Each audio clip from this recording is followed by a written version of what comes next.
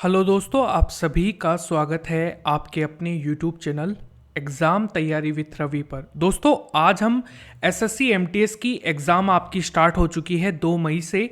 और आज हमने वैसे तो तीनों शिफ्ट को हमने एनालिसिस कर लिया था अलग अलग वीडियो में, लेकिन इस वीडियो में दोस्तों हम टोटल 75 जीके के जो प्रश्न आज की तीनों शिफ्टों में पूछे गए हैं वो सब कुछ हम इस वीडियो के अंदर डिस्कस करेंगे, जिससे कि आपको एक जगह एक वीडियो भी मिल जाए और ये डेली आप लोगों के लिए अलग से एक वीडियो आएगा, जिससे कि आपको एक साथ भी क्वेश्चन देखने को मिले और आप अपने आप को एनालिसिस कर पाएं कि मुझे टोटल 75 क्वेश्चंस में से कितने क्वेश्चंस आते हैं। तो चलिए स्टार्ट करते हैं। स्टार्ट करने से पहले अगर आप रेगुलर बेसिस पर एमटीएस को देखना चाहते हैं दोस्तों, तो आप चैनल को सब्सक्राइब कर लीजिएगा।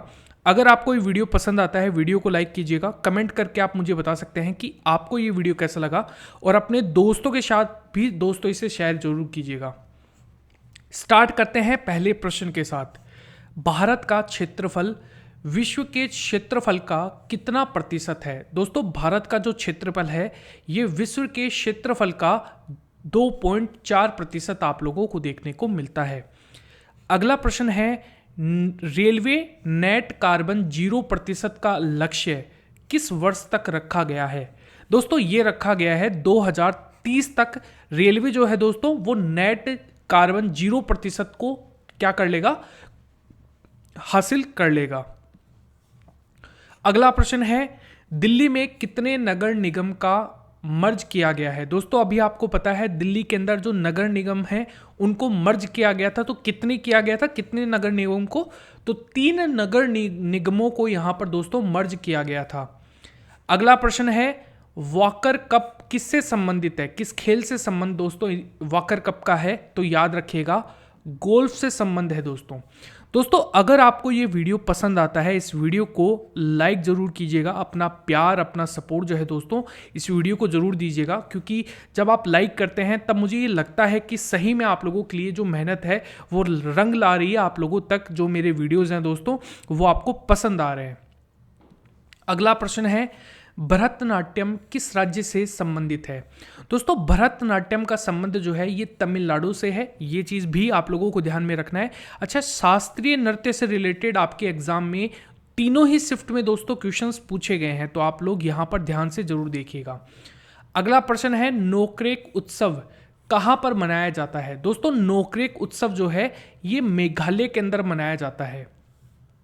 अगला प्रश्न है, अनुच्छेद 44 का संबंध किससे है? दोस्तों, अनुच्छेद 44 का संबंध जो है ये डीपीएसपी में आता है, जो कि हमने कहां से अडॉप्ट किए हैं? आयरलैंड से अडॉप्ट किए हैं, और इसके अंदर समान सिविल संहिता को दर्शाया गया है दोस्तों। अगला प्रश्न है, मोटा अनाज कौन सा नहीं है? दोस्तों, मोटा अनाज जो है जो कौन सा नहीं है, याद रखिएगा मोटा अनाज जो है ये गेहूं नहीं माना जाता है। दोस्तों, आप लोगों की सभी शिफ्टों को हम आने वाले वीडियोस के अंदर डेली बेसिस पर कवर करेंगे, जब तक कि आपकी एमटीएस चलती रहेगी। एमटीएस की जो एग्जाम है जब तक चलती रहेगी तब तक हम इन वीडियोस को कवर करते रहेंगे दोस्तों। अगर आपको ये वीडियोस पसंद आते हैं अपने दोस्तों के साथ तो शेयर कीजिएगा ही, और प्लीज़ वीडियो को लाइक ज़रूर कीजिएगा। अगला प्रश्न है, पोमेल हॉर्स का संबंध किस खेल से है? दोस्तों, पोमेल जो है ये एक जिम्नास्टिक है, और ये इसका खेल का जो संबंध है ये जिम्नास्टिक से है। अगला प्रश्न है, जो प्रतिबिंब पर्दे पर पड़ता है वह कौन सा प्रतिबिंब होता है? दोस्तों, जो प्रतिबिंब पर्दे पर पड़ता है ना वह वास्तविक यानी कि रियल प्रतिबिंब होता है, लेकिन जो प्रतिबिंब दर्पण पर पड़ता है वह आभासी प्रतिबिंब होता है दोस्तों। तो ये दोनों ही चीजें आप लोगों को ध्यान में रखनी है। अगला प्रश्न है, जून 2022 में जारी आरबीआई रिपोर्ट शीर्षक क्या था? दोस्तों आरबीआई ने जून 2022 में एक रिपोर्ट जारी की जिसका नाम था आरबीआई पेमेंट विजन 2025। ये क्वेश्चन बहुत ज़्यादा इंपॉर्टेंट है, इसे हो सकता है ये एग्जाम में आ सकता है दोबारा, क्योंकि दोस्तों आप सभी को पता है आज आर्टिकल 17 जो है ये 2 शिफ्टों में अलग अलग बार पूछा गया था और सेम क्वेश्चन पूछा गया था दोस्तों, है ना। तो कोई भी क्वेश्चन रिपीट हो सकता है, ये चीज़ ध्यान में रखना। अर्थशास्त्र पुस्तक के लेखक कौन है? आप सभी को पता है मौर्य डायनेस्टी के प्रधानमंत्री अमात्य चाणक्य जो है वो, इनका दूसरा नाम था विष्णुगुप्त और कौटिल्य। अगला प्रश्न है, कार्यशील आयु वर्ग किस वर्ग को माना जाता है? दोस्तों ये माना जाता है 15 से 59 आयु वर्ग को। अगला प्रश्न है मृणालिनी साराभाई का संबंध किससे है? दोस्तों मृणालिनी साराभाई जो है ये विक्रम साराभाई की पत्नी थी और इनका संबंध जो है दोस्तों ये भरतनाट्यम से भी है और कथकली से भी है। आज एग्जाम में कथकली नहीं दिया हुआ था, सिर्फ भरतनाट्यम था, तो याद रखना है मृणालिनी जो है वो भरतनाट्यम से संबंधित है। अगला प्रश्न है द जोया फैक्टर। दोस्तों इस पुस्तक की लेखिका कौन है?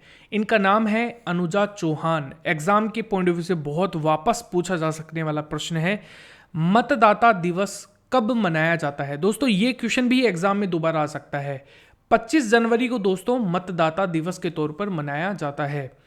अगला प्रश्न है बूता कोला डांस किस राज्य से संबंध रखता है? दोस्तों इसका संबंध है तमिलनाडु से।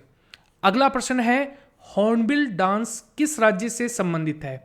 दोस्तों इसका संबंध है नागालैंड से। ये क्वेश्चन भी आप लोगों को ध्यान में रखना है। अगला प्रश्न है एपीजे अब्दुल कलाम जी की आत्मकथा कौन सी है? दोस्तों इनकी आत्मकथा का नाम है द विंग्स ऑफ फायर। अगला प्रश्न है भारतीय राष्ट्रीय कांग्रेस की पहली महिला अध्यक्ष कौन बनी है? तो याद रखिएगा पहली महिला अध्यक्ष तो एनी बेसेंट है जो कि 1917 में बनी थी। ठीक उसके 8 साल बाद सरोजिनी नायडू पहली भारतीय महिला बनी है जो कि भारतीय राष्ट्रीय कांग्रेस की महिला अध्यक्ष थी, पहली भारतीय थी दोस्तों। ये 1925 के अंदर बनी थी दोस्तों। अगला प्रश्न है टंका और जीतल नाम से के जो सिक्के हैं दोस्तों ये किसने चलाए थे? दोस्तों ये चलाए थे इल्तुतमिश ने। गुलाम डायनेस्टी जो है दोस्तों इसके वास्तविक संस्थापक माने जाते हैं। ठीक है। अगला प्रश्न है आर्टिकल 17 किससे संबंधित है? दोस्तों इसका संबंध जो है ये अस्पृश्यता का अंत है। जो आर्टिकल 17 है उसका संबंध जो है ये अस्पृश्यता के अंत से है। अगला प्रश्न है पत्तियों में भोजन बनाने का कार्य किसके द्वारा किया जाता है? दोस्तों इसका कार्य जो है ये करता है हरा वर्णक या फिर इसे बोला जाता है क्लोरोफिल। अगला प्रश्न है लखनऊ समझौता दोस्तों ये कब हुआ था? याद रखिएगा लखनऊ समझौता दोस्तों 1916 के अंदर हुआ था। अगला प्रश्न है एलोरा का कैलाश मंदिर को तोड़ने के जो आदेश है दोस्तों ये किसने दिए थे? दोस्तों एलोरा के कैलाश मंदिर को तोड़ने के आदेश औरंगजेब के द्वारा दिए गए थे। अगला प्रश्न है टेबल टेनिस में टेबल की लंबाई कितनी होती है? तो दोस्तों इसकी लंबाई होती है 274 सेंटीमीटर। अगला प्रश्न है जियोर्जिया मेलोनी किस देश की प्रधानमंत्री है? दोस्तों जियोर्जिया जो है ये इटली की प्रधानमंत्री देखने को मिलती हैं। अगला प्रश्न है भारत के संबंध में नेपाल की स्थिति क्या है? तो दोस्तों नेपाल की स्थिति उत्तर पूर्व में है। अगर आपको सिर्फ उत्तर दक्षिण पूर्व पश्चिम आए तो याद रखिएगा पूर्व में है। अगला प्रश्न है निम्नलिखित में से कौन सहनाई वादक है? दोस्तों यहां पर सहनाई वादक जो हैं ये हैं बिस्मिल्लाह खान। अच्छा इनको भारत रत्न भी मिला हुआ है, पद्मश्री भी मिला हुआ है, पद्म भूषण और पद्म विभूषण।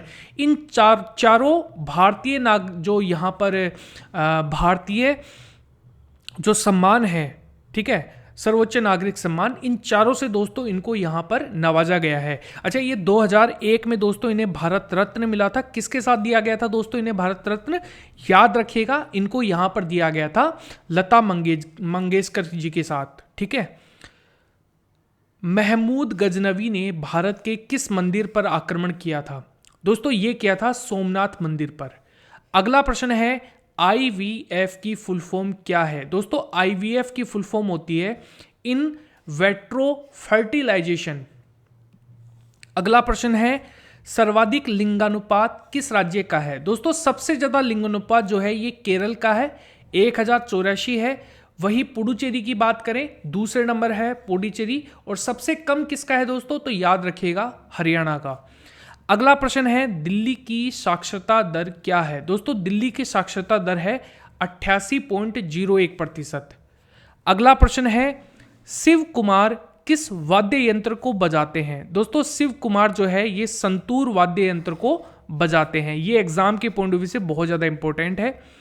अगला प्रश्न है 1998 कुचिपुड़ी किसको पद्म भूषण अवार्ड दिया गया है? दोस्तों ये दिया गया है वेम्पति चिन्ना सत्यम को। अगला प्रश्न है FRBM में जो F शब्द है दोस्तों ये क्या दर्शाता है? दोस्तों ये दर्शाता है फिजिकल यानी कि वित्तीय, फिजिकल, ठीक है, physical responsibility and budget management act 2003। दोस्तों ये इसकी फुल फॉर्म हो जाएगी। अगला प्रश्न है पडक्कदुक्कू ने के जो जैन मंदिर है यहाँ पर दोस्तों, ये मंदिर कहाँ पर स्थित है?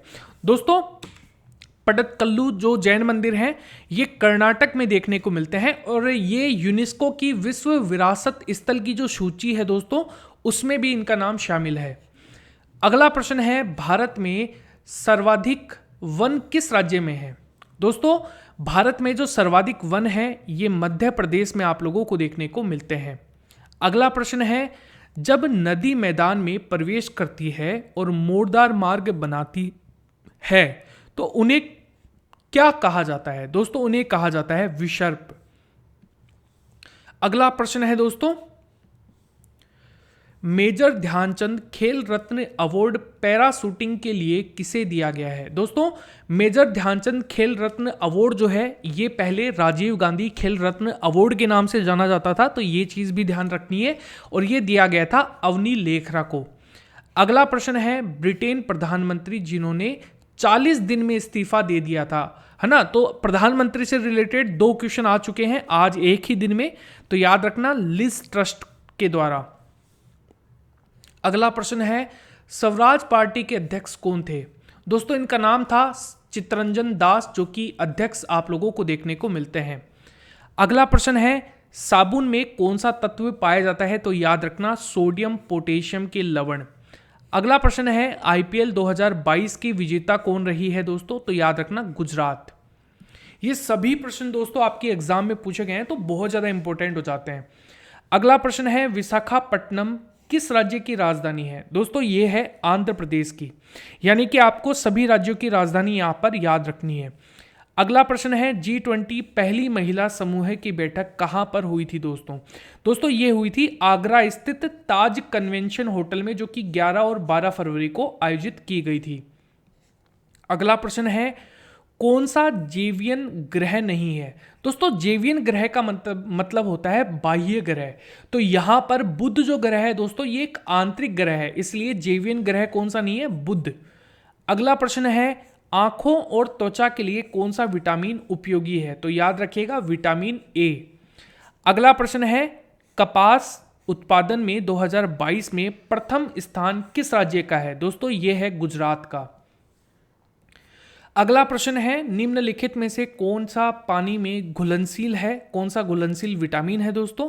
तो याद रखिएगा यहां पर आप लोगों का B और C करेक्ट आंसर हो जाएगा, C ऑप्शन आप लोगों के लिए राइट आंसर हो जाएगा।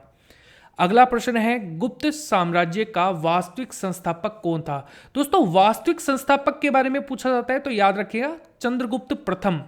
अगर आपको पूछा जाता है केवल संस्थापक, अगर वास्तविक नहीं होता तो श्रीगुप्त। अगला प्रश्न है पानीपत की जो तीसरी लड़ाई है दोस्तों, तीसरा युद्ध जो है ये किस वर्ष में आयोजित हुआ था, यानी कि किस वर्ष में लड़ा गया था? तो याद रखिएगा 1761 में। अगला प्रश्न देखिए भारतीय संविधान का आर्टिकल 61 किससे संबंधित है? दोस्तों ये है राष्ट्रपति पर महाभियोग से, तो ऑप्शन नंबर B आप लोगों के लिए करेक्ट आंसर हो जाएगा। अगला प्रश्न है दोस्तों निम्नलिखित में से किस भारतीय नेता ने लंदन में प्रथम गोलमेज सम्मेलन में भाग लिया था? तो दोस्तों इनका नाम है Maulana Mohammad Ali. Option number A आप लोगों के लिए राइट आंसर हो जाएगा। अगला प्रश्न है मेवाड़ के महाराणा सांगा ने इब्राहिम लोदी को किस युद्ध में परास्त किया था? दोस्तों ये क्या था यहाँ पर खातोली का युद्ध, जो कि कब आयोजित हुआ था दोस्तों? कब हुआ था ये? 1517 के अंदर हुआ था दोस्तों। अगला पूछा जाता है अस्पृश्यता निम्नलिखित में से किस आर्टिकल में दंडनीय प्रथा है? तो दोस्तों ये है आर्टिकल 17। अच्छा ये आज 2 शिफ्ट में पूछा गया है, यानी कि यहां पर ये 2 बार, आज एक दिन में 2 बार पूछा जा चुका है। अगला प्रश्न है टीबिया अस्थि कहां पर पाई जाती है? दोस्तों टीबिया जो अस्थि है ये पैर के अंदर पाई जाती है। ऑप्शन नंबर बी आप लोगों के लिए करेक्ट आंसर हो जाएगा। अगला प्रश्न है, पहले एशियन गेम्स कहां पर आयोजित हुए थे? दोस्तों पहले एशियन गेम्स जो हैं ये भारत के अंदर आयोजित किए गए थे, तो ये क्वेश्चन आप लोगों के लिए इंपॉर्टेंट है। अगला प्रश्न है, भारत के मध्य प्रदेश में खजुराहो समूह के जो मंदिर हैं उनका निर्माण निम्नलिखित में से किस शैली में किया गया था? तो दोस्तों ये थी नागर शैली। ऑप्शन नंबर सी आप लोगों के लिए राइट है दोस्तों। अगला प्रश्न है, निम्नलिखित में से कौन सी एक समिति ने नागरिकों के मूल कर्तव्यों को 1976 में सम्मिलित करने की अनुशंसा की थी? तो याद रखना स्वर्ण सिंह समिति, यानी कि डी ऑप्शन आप लोगों के लिए राइट आंसर हो जाएगा। अगला प्रश्न है, भारत में कितने जैव विविधता वाले हॉटस्पॉट मौजूद हैं? दोस्तों इनकी संख्या टोटल है 4। अच्छा, एक और प्रश्न आप लोगों से पूछा गया था, मैं भूल गया अभी तो, है ना, लेकिन मुझे पहले याद था कि आपके एग्जाम में पूछा गया था कि दोस्तों जो आपके बायोस्फीयर रिजर्व हैं भारत में टोटल वो कितने हैं? तो याद रखिएगा 18 हैं। ठीक है, तो ये चीज़ भी ध्यान रख लेना आप। अगला प्रश्न है, संविधान के किस अनुच्छेद के अंतर्गत वित्त आयोग की व्यवस्था की गई है? तो याद रखिएगा दोस्तों, वित्त आयोग की व्यवस्था 280 आर्टिकल के अंतर्गत की गई है, यानी कि बी ऑप्शन आप लोगों के लिए राइट आंसर हो जाएगा। अगला प्रश्न है, ऑक्जेलिक अम्ल का प्राकृतिक स्रोत क्या है? दोस्तों ऑक्जेलिक अम्ल का प्राकृतिक स्रोत है टमाटर। ऑप्शन नंबर ए आप लोगों के लिए सही उत्तर हो जाएगा। अगला प्रश्न है, निम्नलिखित में से किसको कोशिका का शक्ति ग्रह यानी कि पावर हाउस कहा जाता है? दोस्तों ये कहा जाता है माइटोकॉन्ड्रिया यानी कि सूत्रकणिका। ठीक है, ऑप्शन नंबर बी आप लोगों के लिए राइट आंसर हो जाएगा।